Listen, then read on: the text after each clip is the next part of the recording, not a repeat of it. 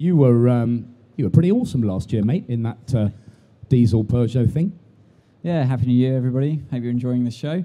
Yeah, it was a fantastic year for us at Peugeot, and myself in particular last season. Getting pole position every time I was in the car was good. Keeping that 100% record going was a really good thing.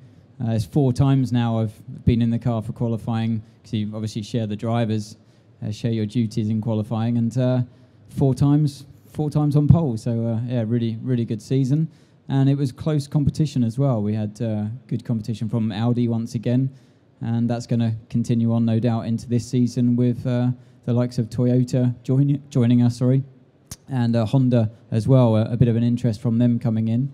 So I think this new World Championship that it's become for 2012 is just enticing more manufacturers to come in, and I think that's what the general public can really get into.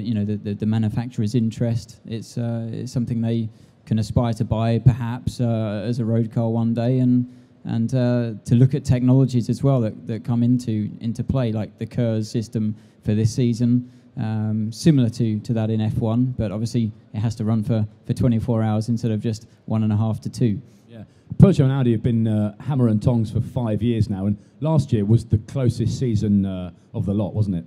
It really was. It nearly came to blows sometimes on circuit. It was that close, and it's great fun. At the end of the day, when the competition's strong, and it doesn't get the same recognition as Formula One, or it didn't.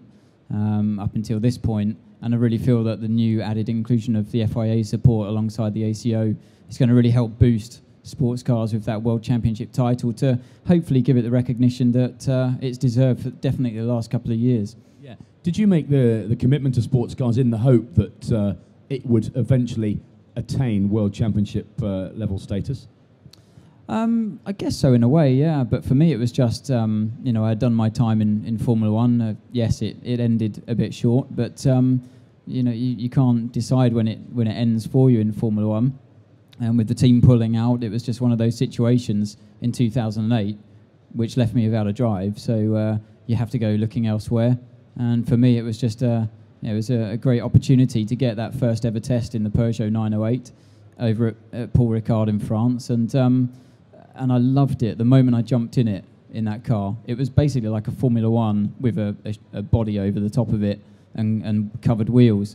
It was incredible performance, something that felt familiar to me, and I just felt like I had found a category where my style suited it incredibly well. And I think every driver has their niche car that they enjoy driving. And for me, I really feel that this is, in sports cars, LMP1 in particular, it just clicked instantly, and the results followed. Yeah, I think that conveys the level that sports cars have got to then. If someone like you is saying that you weren't disappointed about the extra weight, the lack of power, and the lack of downforce. Well, there isn't lack of downforce. It's I think when I first joined in 2010. The downforce levels are actually very comparable to an F1 car at high speed in particular. So that wasn't a letdown at all. That felt very familiar. And especially at Le Mans, where you are travelling at high speed most of the time, you really did have to pluck up the courage to drive through the Porsche curves flat out, or a big section of them flat out at least. And as a modern F1 driver, current F1 driver, that's really where the skill is in trusting the car at high speed, trusting its downforce when it's producing around about 4 tons of downforce at 300 kilometers an hour. Sports cars were doing the same kind of thing, but yes, you were carrying a bit extra weight. But it was I just loved the whole atmosphere of the sports cars. The sharing of the car with the drivers, the pit stops, the cutting through the pack of the slower cars out there, the GTs. There are a lot more things that can happen to you in a sports car race, because it goes on for longer. Yeah, that cutting through the pack is a contentious issue, isn't it? People often say, well, why don't the guys in the big class LMP1 cars just be a bit more patient when you're passing a GT car? But then Audi goes and beats Peugeot by 13 seconds after 24 hours. No time to wait. No, absolutely not. It's you always look to the faster car to think, well, why don't you just wait? But it is a race for everybody out there. there's a big compromise. You've got to. It's interesting when you first arrive at the circuit. You've got to start studying the flow of the traffic, where you can pick your fights, basically. And now, after 2 years of doing sports cars at the sharp end in LMP1, it took me a little while to learn. But now I feel that I've kind of mastered the art of overtaking aggressively, but consistently safe as well. And you do have to choose your moments wisely, because otherwise you're low down, you've got a covered body like I talked about, and the vision's incredibly limited, much more so than the Formula 1 car open cockpit situation. So yeah, sometimes you get surprised. Both cars, the slower guys out, or the slower cars out there, looking in their mirrors, there's only so much they can do, but you learn a flow of where you can overtake or not. And and we saw last year, particularly in Le Mans, some huge accidents because of basically bad timing. That's all it was. So it can happen to anyone, but it's a part of that racing, I guess, that it can happen at any time, and in a weird way, it's what makes it exciting. Yeah, it was a bittersweet race for Audi, wasn't it? Two of their cars found some sort of strange magnetic attraction to red Ferraris, but the third car went on to win. Yeah, and like you said, by 13 seconds after a 24-hour race, it really is a Formula 1 race just extended these days. The cars have got semi-automatic gearboxes, with the paddle shift on the steering wheel, just like F1. They've got the KERS, like I mentioned before, for this season, and that's going to be a big talking point this year, who can master the art of the KERS. We see them failing in Formula 1 after, sometimes just a handful of laps. So to try and make that kind of technology last for 24 hours is what it's all about. And in a way, the sports cars is a bit of a proving ground for things like brake material and gearbox materials, and like I said, the KERS as well, to validate that. Now, especially in F1, that testing's been limited so much, a lot of the validation for companies like Brembo is done via sports cars, which we run very similar material to the F1 cars, albeit a much bigger disc than what they had run. So it's great technology, and I feel that's the way road cars are going. So like the new Peugeot 508 is going to come out in line with the new 908 sports car for this season, and it's a great way to showcase what a manufacturer can do out on circuit. Yeah, so all those kind of bits that you are thrashing to death on a racetrack on a Sunday afternoon, it filters down to road car technology, and that's why the manufacturers do it, isn't it?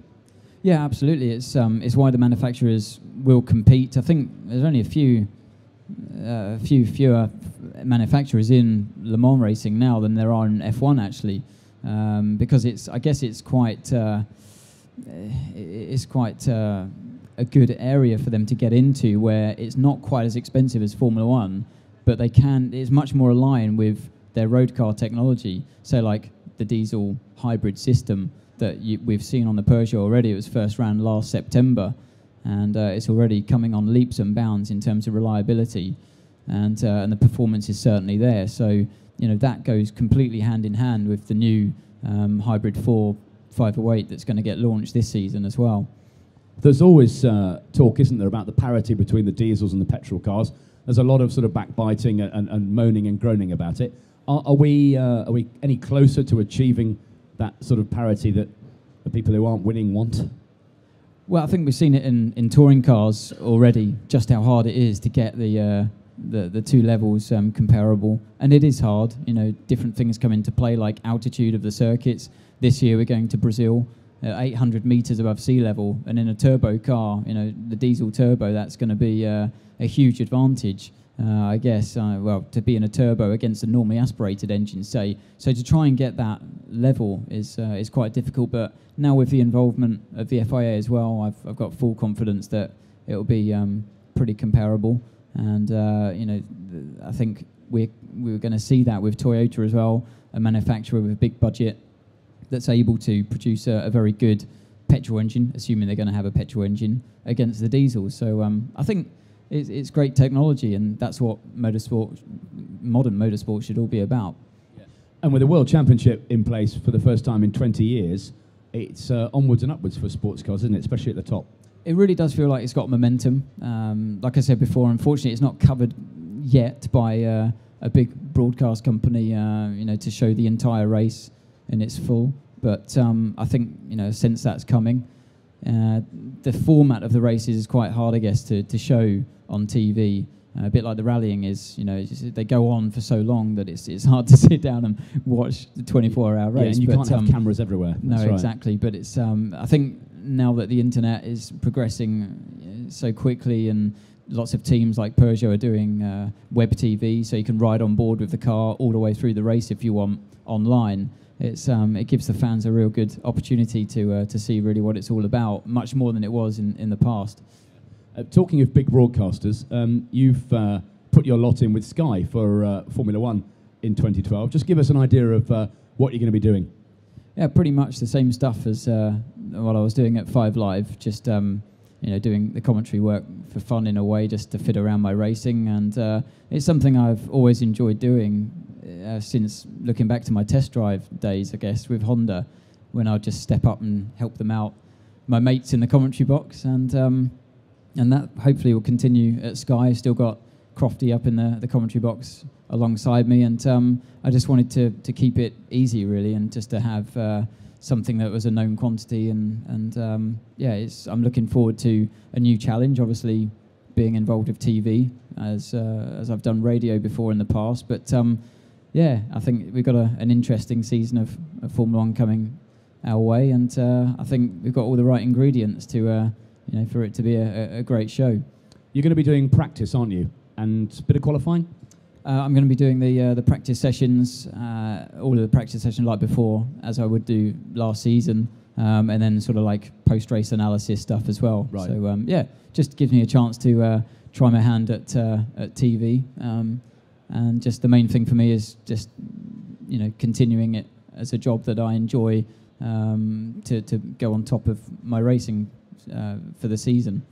It's a golden era, isn't it, of broadcasting, unprecedented access between Sky and the BBC, and out on the track as well. There's 6 world champions on the grid in Formula One next year, which has never happened before. So the ingredients are all there for it to be really mega.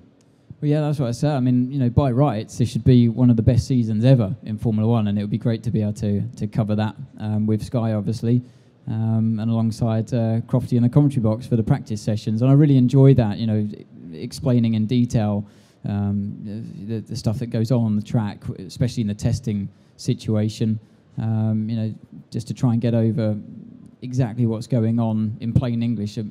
It's quite a secretive sport, and you're not privy to a lot of the information at the best of times. So just to try and explain, give that over, the detail, so that people can understand it. That's really what I enjoy, and it's a sport I love, and it's great being able to talk about it. And Martin Brundle, of course, comes across from the BBC to join you at Sky. He's going to be off making more sort of technical-based programmes for the broadcast, isn't he? I just think it gives us all a chance to talk longer about the sport we love. But I think I'm really excited, as everybody else is, to see a dedicated channel to Formula One, and I think it's a win-win situation, really. At the end of the day, you've got 2 big broadcasts showing the sport in all its glory, as it should be. One of the most popular races on the calendar, of course, is the British Grand Prix at Silverstone. You've raced many times around the Silverstone Grand Prix circuit, and indeed on the new circuit. Silverstone's really come on in leaps and bounds, hasn't it? It's got a great future ahead of it. Oh, absolutely, yeah. I mean, I won there in 2010. I couldn't make it last year as I've had a broken collarbone situation after a bit of a fall on my bike. I wasn't going to go there.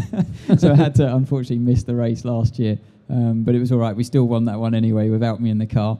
But Silverstone's a great circuit these days. It's looking really sharp. A great event to go to for the British Grand Prix and for the Le Mans World Championship as well for this season. And it's really looking good. They've done a great job with the new wing sector as well. I'm really proud as a British driver to be able to race there and to call it my home circuit.